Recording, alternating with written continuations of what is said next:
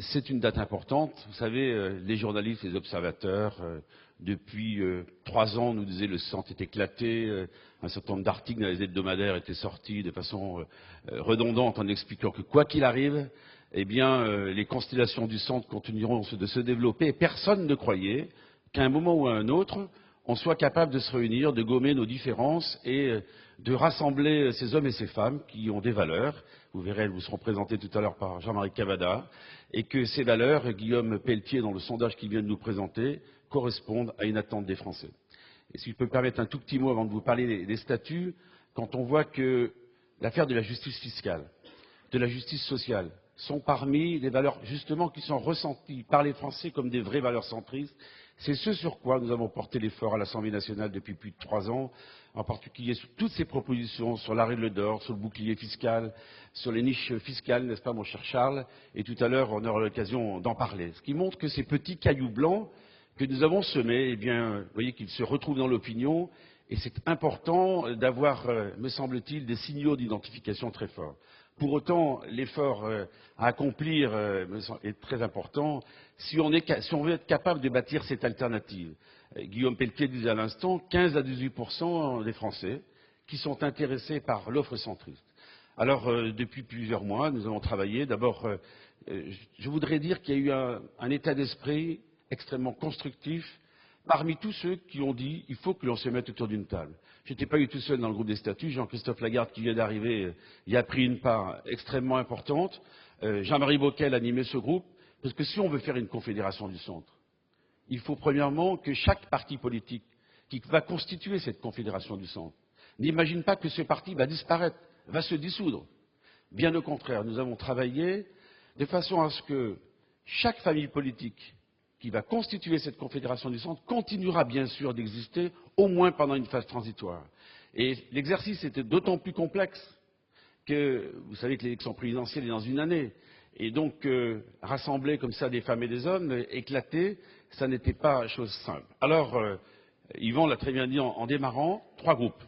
Le premier groupe, c'est les statuts. En clair, comment ça marche? Alors, comme les statuts, c'est toujours indigeste, on vous a préparé 10 slides qui vont arriver sur l'écran et qui vont me permettre de vous expliquer un petit peu comment nous avons travaillé. Donc, je demande que l'on passe ce premier slide. Cette confédération, évidemment, va...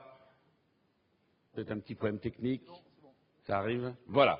Cette confédération. Quels sont les membres fondateurs de cette confédération? Je rappelle d'ailleurs qu'il y avait une première initiative qui avait été prise par Hervé Morin avec Jean Arthuis en janvier, que c'est vrai que Jean-Christophe Lagarde, André Santini et d'autres plaidaient aussi pour qu'on arrête de faire en sorte que l'émiettement du centre soit le rendez-vous permanent. Et donc, le nouveau centre présidé par Hervé Morin, le Parti radical, donc présidé par Jean-Louis Borloo, l'Alliance centriste de Jean Arthuis, la gauche moderne de Jean-Marie Bockel qui a donc coordonné tous ces travaux pour les statuts, et puis la Convention démocrate, Perspective et Réalité. Vous vous souvenez certainement des clubs Perspective et Réalité. Hervé de Charette avait donné un contenu à ces clubs depuis longtemps, et ils font partie. Voilà donc les 5 familles politiques ou associations qui constitue le socle dur de cette confédération des centres. Alors, qui préside la confédération? Vous voyez qu'on a préparé des questions très simples, très pratiques. Je le disais il y a une seconde, nous sommes dans une phase intermédiaire. Les statuts que nous avons préparés, en fait, nous amènent à la fin de l'année 2012. Donc, cette présidence, c'est une présidence collégiale. C'est-à-dire que les 5 familles politiques, vous voyez, c'est le respect des uns et des autres. Chaque président des familles politiques qui rentrent dans la confédération copréside cette confédération, et ce, comme je viens de vous le dire à l'instant, jusqu'au 31 décembre 2012. Et à terme, eh bien, nous choisirons. Nous élirons un nouveau président ou une nouvelle présidente, lequel sera élu pour 3 années, et ce sera un vote de l'ensemble des militants de chacune des formations qui adhèrent à cette confédération, avec une donnée importante. Adhérer à une famille politique qui appartient à la Confédération, c'est adhérer évidemment à la Confédération. Alors qui peut adhérer? Et les 5 formations fondatrices peuvent également adhérer d'autres partis politiques ou des groupements qui décideraient d'adhérer à cette Confédération, mais il faut qu'il y ait l'agrément par les membres fondateurs, et ça c'est important. Les membres fondateurs ayant vraiment la main sur la vie de cette confédération. Et puis, des personnes physiques peuvent adhérer directement. Alors, ce ne sont pas les adhérents directs, tels qu'on les avait connus à l'époque. Les adhérents directs, c'était une structure qui elle-même adhérait à l'UDF. Nous n'avons pas voulu renouveler ça, et avec Jean-Christophe, c'est quelque chose sur lequel nous avons insisté à plusieurs reprises. Mais regardez, une démarche politique nouvelle est en train de se créer avec une alternative au centre.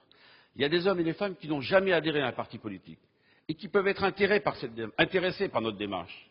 Comment font-ils pour adhérer? Ils n'avaient pas la possibilité de le faire. Donc nous leur donnons la possibilité, donc des personnes physiques peuvent adhérer directement, sans pour autant, parce qu'ils ne veulent pas adhérer par exemple au Parti radical, ils ne veulent pas adhérer au Nouveau Centre, ils ne veulent pas adhérer à la gauche moderne. Il faut leur laisser cette possibilité. Lorsque vous avez 15 à 18% des Français, après une vague d'émiettement du centre de 3 années, il faut le dire sans que l'on ait pu peser autant que l'on voulait à l'Assemblée ou au Sénat sur la ligne politique du gouvernement, ça veut dire que ça exige de notre part la possibilité qu'on leur laisse nous rejoindre. Alors, est-on automatiquement adhérent à la Confédération lorsqu'on est adhérent au Nouveau Centre? Eh bien oui. De facto, je le disais à l'instant, l'adhésion au Nouveau Centre entraîne l'adhésion à la Confédération. Si nous votons ce soir. Et nous votons ce soir, évidemment. C'est vous qui aurez la parole à l'issue de cette journée. Ensuite, cette confédération autorise-t-elle les doubles adhésions? Parce que ça, c'est une question majeure, une question centrale. Et non, on ne peut pas être adhérent, il n'y a pas de multicarte.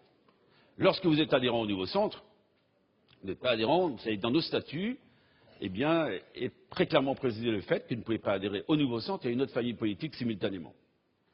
En revanche, on a créé un statut de membre associé. Disons les choses très simplement et très clairement et très directement. Pour des parlementaires qui sont par exemple à l'UMP et qui sont avec nous autour de la table depuis plusieurs mois et qui viendront à un moment ou à un autre. Ils ont adhéré à l'UMP pour la législature. Et en fait, on ne voulait pas leur forcer la main en leur disant vous devez faire ce choix immédiat. Donc ils vont avoir la possibilité de devenir membres associés. En revanche, ils n'auront pas de voix délibérative dans le fonctionnement de la Confédération. Ça veut dire quoi? Ça veut dire que personne n'est exclu, personne n'est sur le bord de la route. Il faut laisser, je le disais, le tempo. Autant le noyau fondateur est dur et solide, autant ceux qui voudront nous rejoindre, eh bien, le feront au fil du temps. Et ça, je crois que c'est une souplesse que l'on a introduite dans les statuts et qui me paraissait indispensable, en tout cas, qui était un point d'accord entre les 5 présidents des membres fondateurs et tous ceux qui, le mardi, parce qu'on a eu des séances plénières un mardi sur 2, avec à la fois le Parti radical, la gauche moderne, le Nouveau Centre bien sûr, Hervé de Charette et ses amis, l'Alliance centriste de Jean Arthuis qui était toujours présent ou représenté, et puis il y avait également des centristes de l'UMP, dont vous voyez bien chaque jour dans les journaux, ils vous expliquent qu'ils ne sont pas suffisamment entendus, pas suffisamment représentés, et qui ont assisté et qui ont pu apporter leur pierre pour constituer ces statuts. Alors le Nouveau Centre va-t-il disparaître? Bien sûr que non. Bien sûr que non.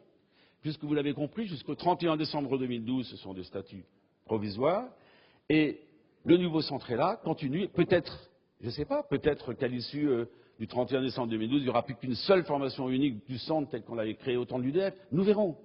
Nous verrons. Mais le Nouveau Centre, avec ses instances, continuera d'exister comme il existe. Aujourd'hui, nous sommes en Conseil national, nous aurons encore des journées parlementaires, nous aurons encore des bureaux politiques, nous aurons encore des comités exécutifs du Nouveau Centre. La vie continue comme auparavant. Et pour ce qui vous concerne, dans vos départements, les instances départementales continuent d'exister et continueront d'exister demain comme elles existent aujourd'hui.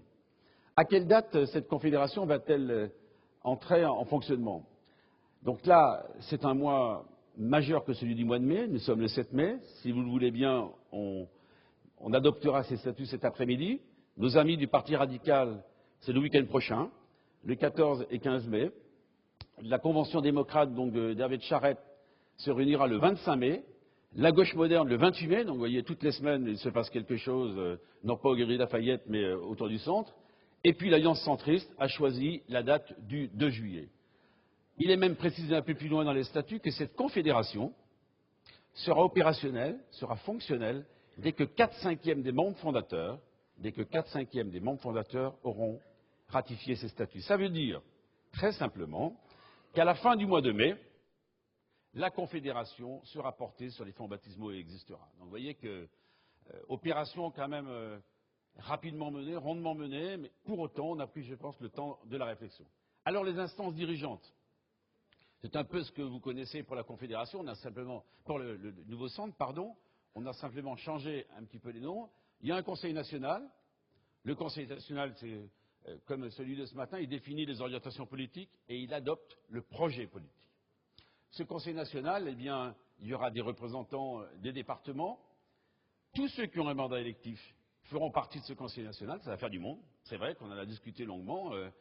Quand on voit le nombre d'élus du Nouveau Centre, d'élus du Parti radical, de la gauche moderne, de l'Alliance centriste, de la Convention démocrate et tous ceux qui vont nous rejoindre, eh bien écoutez, si un jour nous faisons un Conseil national avec 2500 membres ou 3500 personnes, c'est absolument formidable. Il faudra aussi montrer qu'on est capable de réunir autant de personnes autour d'un projet. Donc ce Conseil national, vous voyez, sera composé vraiment d'une représentation la plus large possible. Et puis il y aura, comme c'était le cas d'ailleurs pour le Conseil national du Nouveau Centre, des membres qui seront désignés par chacune des familles politiques qui constituent la Confédération. Un bureau national, donc celui-ci, le Conseil national, pardon, se réunira une fois par an, le bureau national 4 fois par an, et celui-ci est composé à l'image de ce qu'était le bureau politique du Nouveau Centre. Les maires de plus de 20 000 habitants, 15 représentants par famille politique. Donc vous voyez qu'on a tenu, nous qui sommes attachés les centristes, à de la proportionnelle, au fait que l'on tienne compte des minoritaires et des majoritaires, on a tenu à ce que chacune des formations fondatrices soit représentée de façon la plus équitable possible, mais proportionnelle à sa taille, à son poids, c'est normal. Et donc il y aura 15 représentants par formation, plus tous les élus de communes de plus de 20 000, les présidents de conseils généraux, des conseils régionaux, nous n'en avons pas malheureusement, et puis les présidents d'agglomération. Et puis, dans les instances nationales, nous avons également la direction nationale qui vient d'être présentée, une instance restreinte. La direction nationale, c'est un peu ce qui existe à l'heure actuelle avec le comité exécutif. Et cette direction nationale, elle sera composée des présidents de chacune des familles politiques qui constituent la Confédération. Elle sera constituée des présidents des groupes parlementaires, à l'Assemblée, au Sénat, à l'Union européenne. Elle sera constituée des ministres en exercice, s'il y en a. Et elle sera constituée de 6 membres qui émanent de chacune des formations que compose la Confédération. Donc vous voyez que, là encore, je pense que ce que nous avions préparé pour le nouveau centre, vous le retrouverez très largement dans cette Confédération où il y a eu un point d'accord rapide. Qui va délivrer les investitures? Alors ça, j'imagine que ça en intéresse beaucoup. D'autant plus que les élections sénatoriales approchent. Jean-Léonce Dupont est parmi nous. Je rappelle que c'est François Sauvadet qui coordonne avec Hervé Morin les investitures pour le nouveau centre.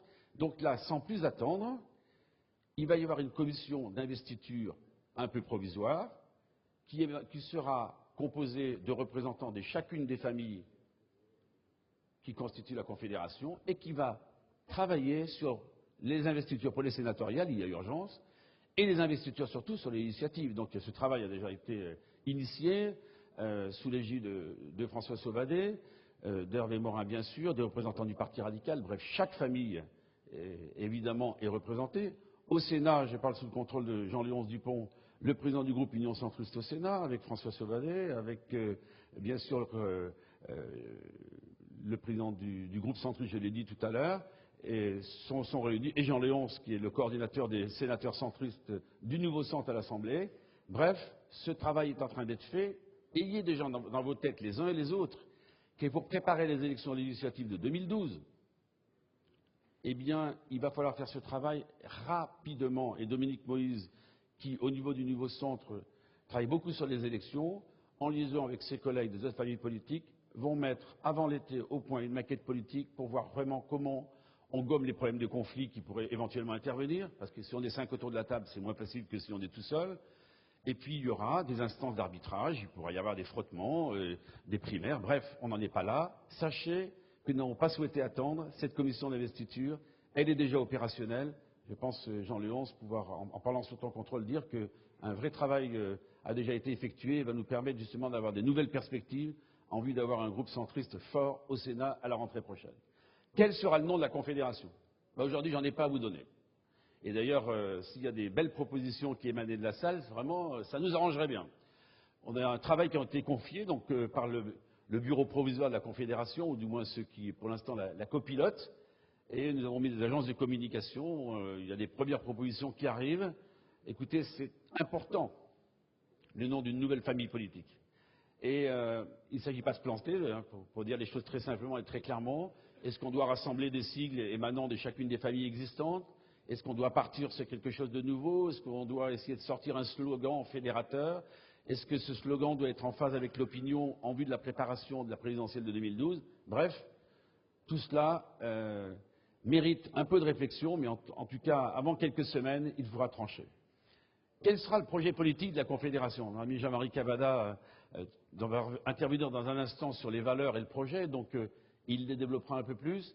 Sachez quand même que Jean-Marie a beaucoup travaillé pour justement, à partir du projet du nouveau centre que nous portons ensemble et que nous constituons mois après mois, voir comment avec les autres familles politiques de la Confédération, on soit capable, à l'automne, de présenter un projet politique qui sera celui de la Confédération.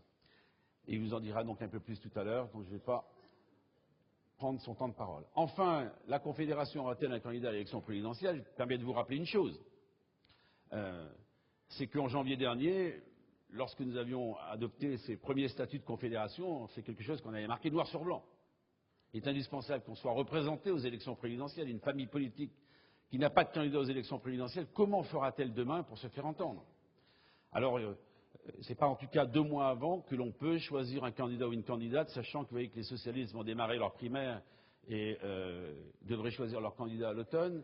Il ne fait aucun doute pour le candidat de l'UMP, vous le connaissez aussi bien que moi, et on voit bien ce qui se passe chez les Verts et ailleurs. Donc il faut, c'est avoir un projet, avoir des statuts, vous allez pouvoir que cette mécanique est en train de vraiment de bien se mettre en place, et il nous faudra choisir un candidat au présidentiel, puisque Guillaume Pelletier le disait tout à l'heure très bien. Pour compléter son sondage, j'étais présent à un petit déjeuner de présentation d'une autre enquête d'opinion il y a 15 jours. Paris FOP, encore, par Europe 1 et le journal Paris Match. Et il était précisé dans les résultats de ce sondage la chose suivante. Un candidat à la présidentielle émanant du centre peut espérer entre 15 et 18%. S'il n'y a pas de candidat du centre aux élections présidentielles, on imaginait que 13 ou 14% allaient passer sur Nicolas Sarkozy. Il n'y a que 2 points qui passaient sur Nicolas Sarkozy dans le sondage tel qu'il était présenté. Je crois que ça amène chacune et chacun d'entre nous à réfléchir. On verra en fin d'année où nous en sommes. En tout cas, il faudra, conformément à la décision qui a été prise, que nous soyons capables de porter une candidature aux élections présidentielles. Voilà, je crois avoir fait le tour des statuts de cette confédération, de façon peut-être un peu trop exhaustive, pardonnez-moi, mais résumé en quelques minutes, ce travail dont chacun imaginait qu'il serait compliqué. En tout cas, c'est vraiment une très belle page qu'on est en train d'écrire tous ensemble, et je tiens à remercier toutes les formations politiques qui ont participé, n'est-ce pas Jean-Christophe, où les uns et les autres on a dû faire des pas les uns vers les autres, et en tout cas le travail, me semble-t-il, est un beau travail, où chacun s'y retrouvera, où le nouveau centre existera, où un véritable espoir est en train de naître dans ce pays avec une confédération des centres. Il n'y a qu'une chose dont je n'ai pas parlé, c'est le modem. Ah, vous attendez que j'en parle, hein, je vois, hein. Dans le débat, donc on le fera tout à l'heure. Merci Philippe pour ce beau travail.